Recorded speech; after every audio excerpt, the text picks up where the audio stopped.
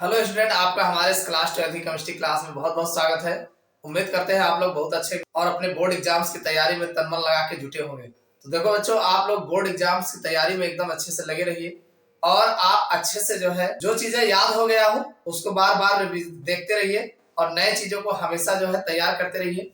आपका board exams आपके sir पर है, तो इसलिए आप जरा से भी लापरवाही मत कीजिए और रेगुलर पढ़ते रहिए।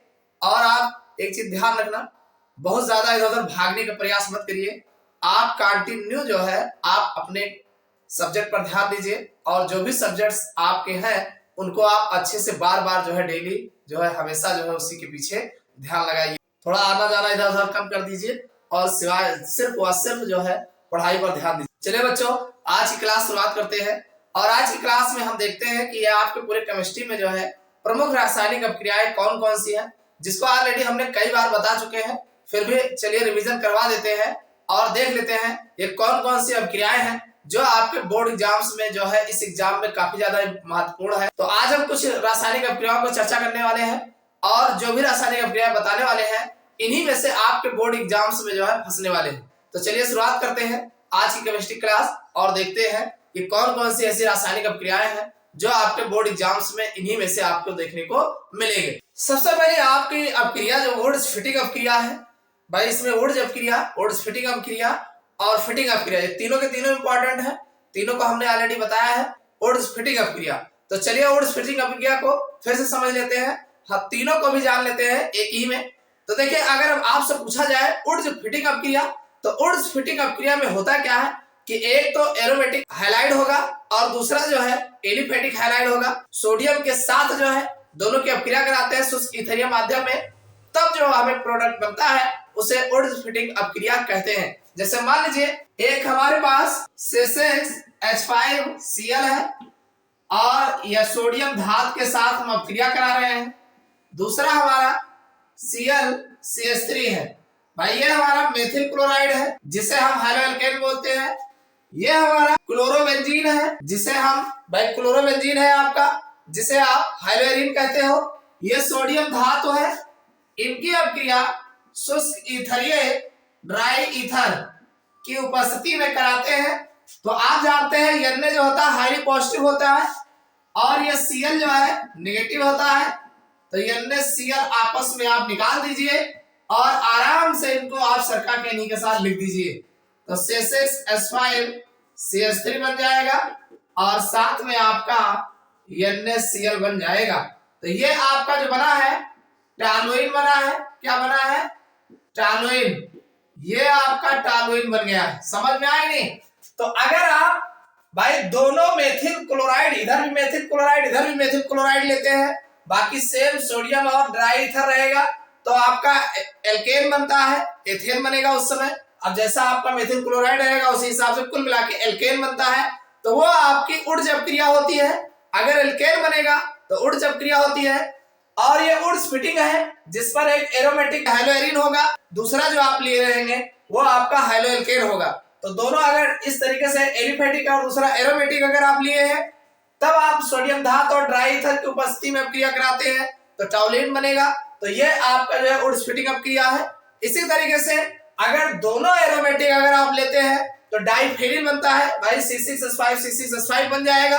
तो वो आपका फिटिंग अभिक्रिया होती है। तो तीनों अगर आपसे एग्जाम में पूछा जाए तो सेम लिखना है, बस आपको रिएक्टेंट थोड़ा सा चेंज कर देना है। तो अगर आपसे वुड्स फिटिंग अभिक्रिया कहा जाए तो आप लिखोगे कैसे?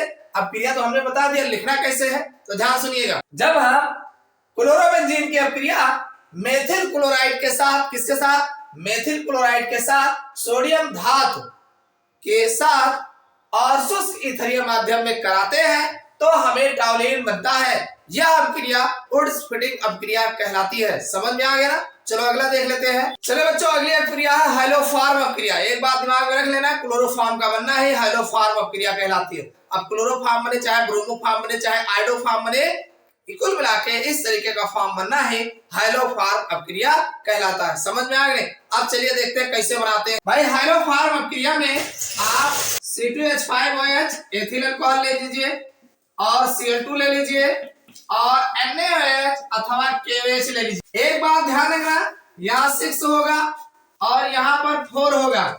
6 और 4 का मसाला रहेगा। अब आपका बनेगा क्या, देखो भाई, एक तो आपका क्लोरोफॉर्म बनेगा CHCl3 बनेगा भाई। यहाँ Na है, यहाँ Cl है, तो एक आपका जो है NaCl बन जाएगा भाई। एक ही कार्बन क्लोरोफॉर्म में लगा है, 2 कार्बन है, तो एक आपका HCOO Na बन जाएगा।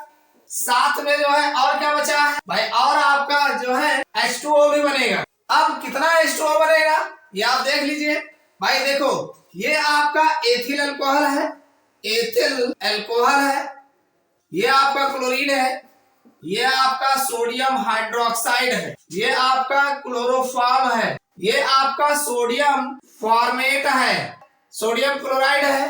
तो आप इसको लिखोगे कैसे, देखो बैलेंस करने में ये आपका 5H2O होगा। इसको आप चेक कर लीजिए भाई। हाइड्रोजन आपका यहाँ पर 1 लगा है और 6 हाइड्रोजन यहाँ है और 6 1 7 और 7 5 12 हाइड्रोजन यहाँ आपको दिख रहा है भाई। 6 और 6 5 11 और 1 ये 12, तो 5 दूनी 10 और 10 1 11 और 1 12 हाइड्रोजन यहाँ पर है। समझ में आया नहीं। ऑक्सीजन चेक कर लो, 5 ऑक्सीजन यहाँ, 5 2 7 ऑक्सीजन है, 6 ऑक्सीजन ये है, 1 ये 7, 2 कार्बन है, 1 कार्बन यहाँ है, 1 कार्बन यहाँ है। तो कुल मिला के आप इतना आपको लिखना है, क्या लिखना है कि जब हम एथिल अल्कोहल, क्लोरीन और सोडियम हाइड्रोक्साइड की अपक्रिया आपस में कराते हैं तो हमें क्लोरोफॉर्म बनता है। क्लोरोफॉर्म का बनना है हाइलोफॉर्म अपक्रिया कहलाती है। समझ में आया नहीं। ये हाइलोफॉर्म अपक्रिया है। यहाँ Cl2 जगह अगर आप Br2 लेते हैं तो ब्रोमोफॉर्म बन जाएगा, और अगर यहाँ I2 लेते हैं तो आइडोफॉर्म बन जाएगा। सेम रिएक्शन होगा, बस जहां जहां पे Cl लिखा है वहां वहां पे आप चेंजिंग कर देंगे। तो समझ में आया कैसे लिखना है। आप कहेंगे एथिल अल्कोहल, सोडियम हाइड्रोक्साइड और क्लोरीन की अपक्रिया कराने से क्लोरोफॉर्म प्राप्त होता है। यह अपक्रिया हाइलोफॉर्म अपक्रिया कहलाती है। कुछ बातें आप याद कर लेना। ये क्लोरोफॉर्म बनेगा NaCl और 6 और 4 अगर आप याद रखे हैं तो 5NaCl बना देना, 5NaCl और फिर HCO Na बना देना, और H2O तो बनेगा ही बनेगा। समझ में आ गया कि नहीं। चलो अगला देख लेते हैं। ये भी अपक्रिया बहुत पूछी जाती है। एल्डोल संघनन किसे कहते हैं। एल्डोल संघनन भाई एल्डिहाइड के 2 अणु आपस में जो है तनु क्षार की उपस्थिति में अपक्रिया करते हैं, आपस में योग अपक्रिया देते हैं और एल्डोल बनाते हैं। तो ये इसी के लिए इसको जो है एल्डोल संघनन कहते हैं। चलिए देख लेते हैं। जैसे ये हमारा है एल्डिहाइड CH3CHO है, और प्लस दूसरा एल्डिहाइड ले लेते हैं CH3CHO। ये 2 हमारा एल्डिहाइड अणु है और ये आपस में जो है तनु क्षार मतलब BaOH का होल ट्वाइस की उपस्थिति में क्या होगा, ये O जो है H के साथ OH बना लेगा, तो ये हमारा बन जाएगा भाई। ये CH3 ऑलरेडी था ही, और ये CH था, यहाँ OH हो गया इधर वाले हाइड्रोजन को लेकर के, यहाँ CH2 बचा, यहाँ CH2 लगा देंगे और फिर CHO। ये जो बना है इसे हम एल्डोल बोलते हैं। क्या बोलते हैं, एल्डोल। तो और एक चीज खास बात इसकी क्या है कि ये जो हमने एस्टल्डिहाइड लिया है, एस्टल्डिहाइड में ग्रुप के बगल जो है कार्बन होता है, तो इसे अल्फा कार्बन बोलते हैं, और उस पर जो हाइड्रोजन होते हैं अल्फा हाइड्रोजन होते हैं। तो आप बताएंगे कि जब हम अल्फा हाइड्रोजन युक्त कार्बनिक यौगिकों को आपस में तनु क्षार की उपस्थिति यानी BaOH का होल ट्वाइस या NaOH तनु NaOH की उपस्थिति में अपक्रिया कराते हैं तो ये योगात्मक अपक्रिया देते हैं और एल्डोल बनाते हैं। यह अपक्रिया जो है एल्डोल संघनन कहलाती है। समझ में आप बहुत पूछा गया है कि एल्डोल से आप क्या समझते हो या एल्डोल संघनन किसे कहते हैं, तो आप सीधा सीधा बताएंगे कि जब हम तनु क्षार की उपस्थिति में एस्टल्डिहाइड के 2 अणु या अल्फा हाइड्रोजन युक्त कार्बोनिल समूह के यौगिकों को आपस में तनु क्षार की उपस्थिति में योग अपक्रिया कराते हैं तो यह हमारा जो है एल्डोल बनता है। यह अपक्रिया एल्डोल संघनन कहते हैं। भाई इसमें OH समूह भी होता है, CHO समूह भी होता है, तो इसीलिए इसको एल्डोल कहा जाता है। समझ में आ गया नहीं। इसी तरीके से कोई जरूरी नहीं है कि एस्टल्डिहाइड के ही अणु करें, आपके एसीटोन के भी अणु आपस में मिलते हैं तो ये आपका वो भी एल्डोल बनाते हैं। समझ में आ गया ना कि कैसे लिखना है कि जब हम एस्टल्डिहाइड के 2 अणु को बेरियम हाइड्रोक्साइड की उपस्थिति में योग कराते हैं तो जो बनता है उसे एल्डोल कहते हैं। यह अभिक्रिया जो है एल्डोल संघनन कहलाती है। समझ में आ गया ना, एल्डोल मतलब एल्डिहाइड। आप इतना याद रखो कि एल्डिहाइड के दो अणु आपस में जुड़ जाते हैं तब क्षार की उपस्थिति में और एल्डोल बनाते हैं। यह अभिक्रिया एल्डोल संघनन कहलाती। कुछ नहीं करना है, बस एक हाइड्रोजन इस O के साथ OH में कन्वर्ट कर देना, बाकी वैसे लिख देना बस। समझ में आ गया ना। चलो अगला देख लेते हैं। चलिए बच्चों अगला रिएक्शन देख लेते हैं। अगला हमारा रिएक्शन है फ्रीडल क्राफ्ट अभिक्रिया। ये भी खूब पूछा गया आपके एग्जाम में। तो फ्रीडल क्राफ्ट अभिक्रिया होता क्या है? कुछ नहीं, AlCl3 की उपस्थिति में ही आपको अभिक्रिया कराना है। चलिए देख लेते हैं। ये हमारा बेंजीन है C6H6 और इस पर अगर हम मेथिल क्लोराइड CH3Cl की अभिक्रिया जो है निर्जल AlCl3 की उपस्थिति में कराते हैं। भाई निर्जल AlCl3 की उपस्थिति में कराएंगे तो एक हाइड्रोजन एक Cl के साथ Cl बना लेगा, ये यही लग जाएगा तो C6H5 हो जाएगा और ये हमारा CH3 बन जाएगा और साथ में हमारा एक HCl बाहर निकल जाएगा। आप जानते हैं ये हमारा मेथिल क्लोराइड है और ये हमारा बेंजीन है और ये हमारा जो बना है टॉलुइन है और ये आपका हाइड्रोक्लोरिक अम्ल है। इसी तरीके से आप इसको बताओगे कैसे? भाई इसको बताना बड़ा आसान है। आप बताएंगे कि जब हम बेंजीन की अभिक्रिया मेथिल क्लोराइड के साथ, किसके साथ? मेथिल क्लोराइड अथवा एसिटिल क्लोराइड के साथ जो है, या यहाँ पर मेथिल क्लोराइड लिया गया है, आप एसिटिल क्लोराइड भी ले सकते हो। तो जब हम बेंजीन की अभिक्रिया मेथिल क्लोराइड के साथ निर्जल AlCl3 की उपस्थिति में, किसकी उपस्थिति में? बस यही तो ध्यान रखने वाली बात है, निर्जल AlCl3 की उपस्थिति में कराते हैं तब हमें टॉलुइन प्राप्त होता है। यह अभिक्रिया फ्रीडल क्राफ्ट अभिक्रिया कहलाती है। समझ में आ गई नहीं? फ्रीडल क्राफ्ट अभिक्रिया कहलाती है। कुछ नहीं करना है, बस आपको बेंजीन ले लेना है, मेथिल क्लोराइड ले लेना है, HCl निकाल देना है। इन प्रेजेंस ऑफ निर्जल AlCl3 की उपस्थिति में आपका टॉलुइन बना तैयार है। तो यह अभिक्रिया फ्रीडल क्राफ्ट अभिक्रिया कहलाती है। मोस्ट इंपॉर्टेंट है, कुछ नहीं करना, बस आप रिएक्टेंट जान लो किन किन लोगों से अभिक्रिया कराना है। यह आपका CH3Cl लिखा है, एक Cl एक हाइड्रोजन के साथ HCl बना लेगा तो ऑटोमेटिक इसको आप इसी में जोड़ देंगे। कुछ करना नहीं है, इतना आसान आसान अभिक्रिया है, बस आप लोग भटकते रहते हो। कुछ नहीं करना है, बस केवल ध्यान रखो किनको ले करके अभिक्रिया कराना है। भाई फ्रीडल क्राफ्ट AlCl3 को उपस्थिति में कराना है, मेथिल क्लोराइड और बेंजीन की अभिक्रिया कराना है, बस इतना याद रखना है। आराम से आएगा, लिख के चले आओगे। समझ में आ गया ना। चलो अगला देख लेते हैं। अगला मोस्ट इंपॉर्टेंट अभिक्रिया है काइनेजारो अभिक्रिया। Most important, very very important, खूब पूछा गया है कि काइनेजारो अभिक्रिया क्या होती है। काइनेजारो अभिक्रिया को उदाहरण सहित बताओ। काइनेजारो अभिक्रिया जो है कुछ नहीं करना है, इसमें आपको ये देखना है जिसमें अल्फा हाइड्रोजन ना हो, जिसमें अल्फा हाइड्रोजन परमाणु उपस्थित नहीं होते हैं। ऐसे एल्डिहाइड समूह के यौगिक जो है दो अणु आपस में NaOH या KOH की उपस्थिति में जुड़ते हैं तो एक पर ऑक्सीकरण और दूसरे पर अपचयन अभिक्रिया देते हैं। भाई दो पार्ट की लेयर हो गए तो एक का ऑक्सीकरण और दूसरे का अपचयन होता है और इस तरीके की अभिक्रिया जो है काइनेजारो अभिक्रिया कहलाती है।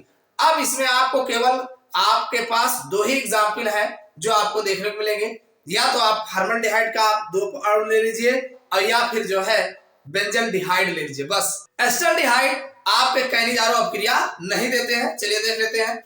ये आपका फॉर्मल्डिहाइड है, HCHO दो पार्ट के ले लेना और फिर NaOH और या KOH दोनों में से कोई भी ले लेना। तो एक तो आपका बन जाएगा CH3OH बन जाएगा और दूसरा आपका HCOO Na बन जाएगा। बस अगर आप देखते हैं तो भाई यहाँ पर 4 हाइड्रोजन है, एक 5 तो 3 एक 4, ये हो गया एक 5। कार्बन की संख्या 2 हो गई तो 2 कार्बन हो गया, एक सोडियम हो गया, ऑक्सीजन 2 एक 3 तो 2 एक 3। ये आपका अल्कोहल है, ये आपका अल्कोहल है और दूसरा आपका सोडियम फॉर्मेट है। समझ में आया नहीं? ये आपका सोडियम हाइड्रोक्साइड है और ये आपका फॉर्मल्डिहाइड है। तो आप बताएंगे कि जब हम फॉर्मल्डिहाइड के दो अणु आपस में लेकर के NaOH अथवा KOH के साथ गर्म करते हैं तो अल्कोहल और फॉर्मेट बनता है। यह अभिक्रिया काइनेजारो अभिक्रिया कहलाती है। दूसरा रिएक्शन जो आपको देखने को मिलेगा वो आपका है C6H5CHO। इसमें भी भाई ग्रुप के बगल जो कार्बन होगा उस पर हाइड्रोजन नहीं होता है तो अल्फा हाइड्रोजन परमाणु नहीं होता है। इसमें ग्रुप के बगल कोई कार्बन नहीं है तो हाइड्रोजन होने का चांस ही नहीं। तो ये आपका 2 पार्टिकल और आप NaOH के साथ गर्म करेंगे तो इसमें भी वही कहानी होगी। एक आपका C6H5 CH2OH बन जाएगा और दूसरा आपका C6H5 COO बन जाएगा। ये आपका बेंजील अल्कोहल है और ये जो बना है सोडियम बेंजोएट है। क्या है ये? सोडियम बेंजोएट है। तो इस तरीके से, और ये आपका बेंजल डिहाइड है, बेंजल डिहाइड, ये बेंजल डिहाइड है। तो आप बताएंगे कि जब हम फॉर्मल्डिहाइड अथवा बेंजल डिहाइड की अपक्रिया सोडियम हाइड्रोक्साइड या पोटेशियम हाइड्रोक्साइड के साथ जो है कराते हैं तो एक अल्कोहल और दूसरा फॉर्मेट बनता है। यह अपक्रिया कैनिजारो अपक्रिया कहलाती है। हो जाएगा, कोई दिक्कत नहीं है। चलिए अगला रिएक्शन देख लेते हैं। अगली अपक्रिया जो आपके सामने है वो है रायमर-टी1 अपक्रिया। बहुत पूछा जाता है, खूब नंबर लगा के पूछा गया है।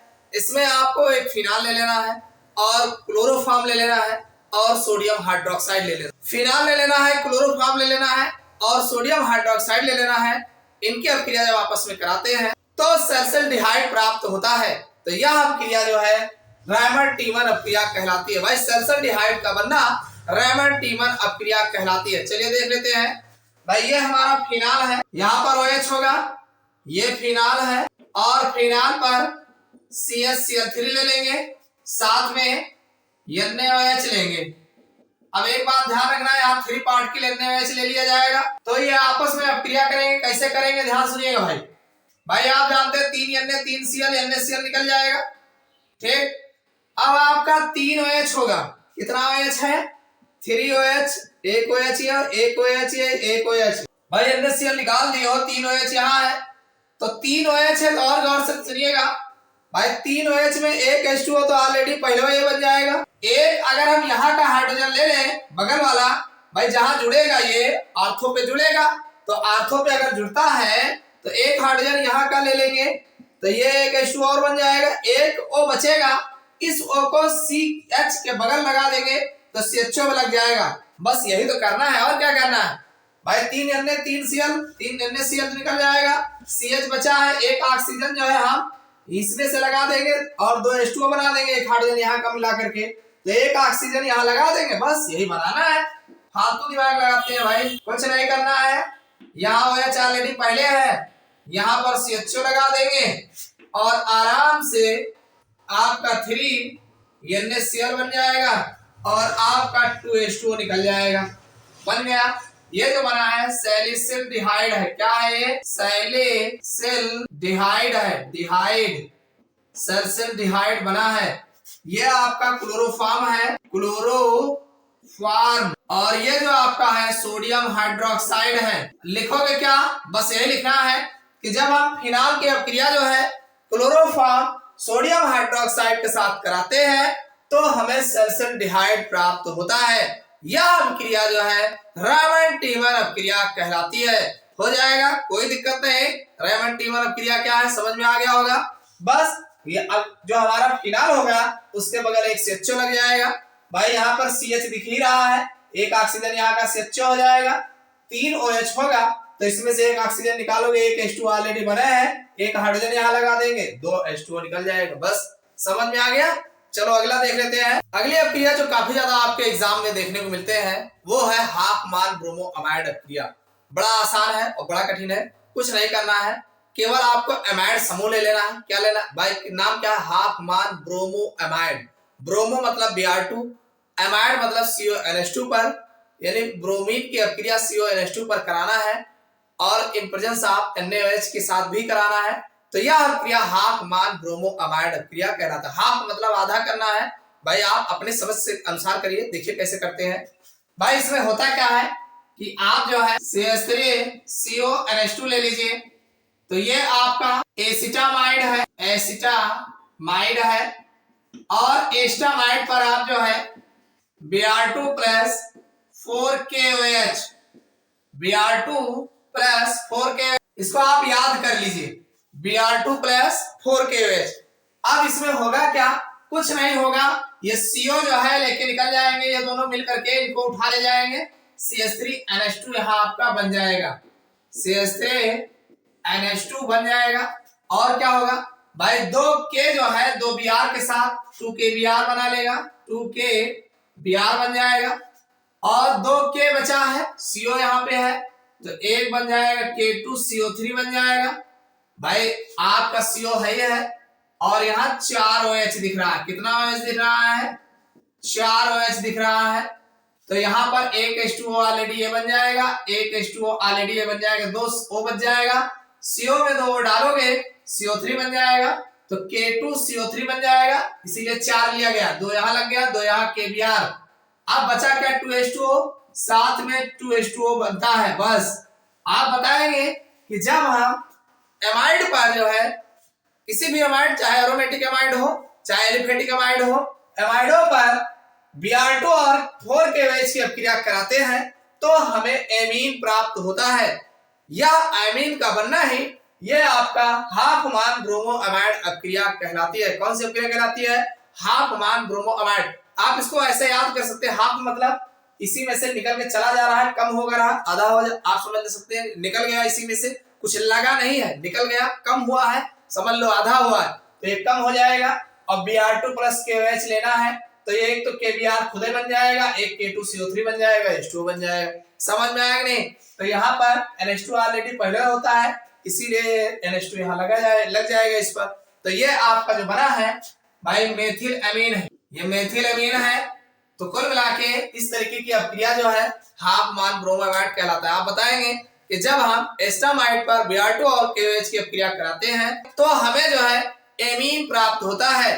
तो एमीन का बनना है हाफ मान ब्रोमो अमाइड अपक्रिया कहलाती है। समझ में आ गया? चलो अगला देख लेते हैं। अगली अपक्रिया आपके एग्जाम में खूब पूछा गया है, वो है सेंडमायर अपक्रिया। अब ये सेंडमायर अपक्रिया क्या होती है, चलिए देख लेते हैं। भाई ये हमारा है बेंजीन डायजोनियम क्लोराइड, इसको याद कर लीजिएगा भाई, ये आपका N2Cl है, बेंजीन डायजोनियम क्लोराइड। और बेंजीन डायजोनियम क्लोराइड पर हम जो है ध्यान रखना Cu2 Cl2 और HCl, अगर Cu2 Cl2 और HCl लेते हैं तो ठीक है, और नहीं तो Cu2 Br2 और फिर HBr, इस तरीके से लेंगे तो जैसा लेंगे वैसे प्रोडक्ट बनेगा।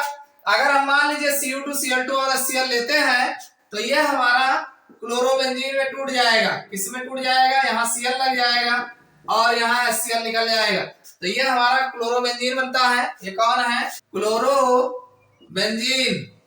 इसी तरीके से अगर आप मान लीजिए यहाँ पर ये आपका N2Cl बेंजीन डाइजोनियम क्लोराइड है ही है, अगर आप यहाँ पर Cu2 Br2 और HBr लेते हैं तो यहाँ पर होगा क्या? Cl की बजाय Br लग जाएगा, मतलब यही अपक्रिया जो है यहाँ पर Br लग जाएगा और आपका जो है यहाँ पर HCl बनेगा। और एक चीज ध्यान रखना, ये N2 टूट रहा है तो N2 गैस टूटेगी, यहाँ पर भी N2 गैस आपका निकलेगा। देख लो बराबर है भाई, यहाँ पर समझ लो HCl की अपक्रिया हुई है तो यहाँ N2 निकल गया और एक ये हाइड्रोजन इस Cl के साथ HCl बना लिया, ये Cl यहाँ लग गया, ऐसा समझ सकते हो, क्योंकि इसका उदाहरण यहाँ देखने को मिलेगा Cu2 Br2 और HBr, तो ये H जो है Cl के साथ HCl बना लेगा, ये Br यहाँ लग जाएगा, N2 निकल जाएगा। तो ये हमारा क्लोरोबेंजीन है, ये ब्रोमोबेंजीन है और ये बेंजीन डाइजोनियम क्लोराइड है। तो आप लिखोगे कैसे? आप बताएंगे कि जब आप बेंजीन डाइजोनियम क्लोराइड पर Cu2 Cl2H HCl अथवा Cu2 Br2 HBr की अपक्रिया कराते हैं तो हमें हाइलोएरीन बनता है। क्या बनता है? हाइलोएरीन बनता है। यह अपक्रिया जो है सेंडमायर अपक्रिया कहलाती है। क्या कहलाती है? सेंडमायर अपक्रिया कहलाती है। समझ में आ गया ना? मोस्ट इंपोर्टेंट है, काफी ज्यादा एग्जाम में पूछा गया है। क्लोरोबेंजीन ब्रोमोबेंजीन बनाने की विधि भी आपकी जो है यहाँ से आपका हो जाएगा। समझ में आया नहीं? चलो अगला देख लेते हैं। अगला रिएक्शन आपका सिमिट रिएक्शन है।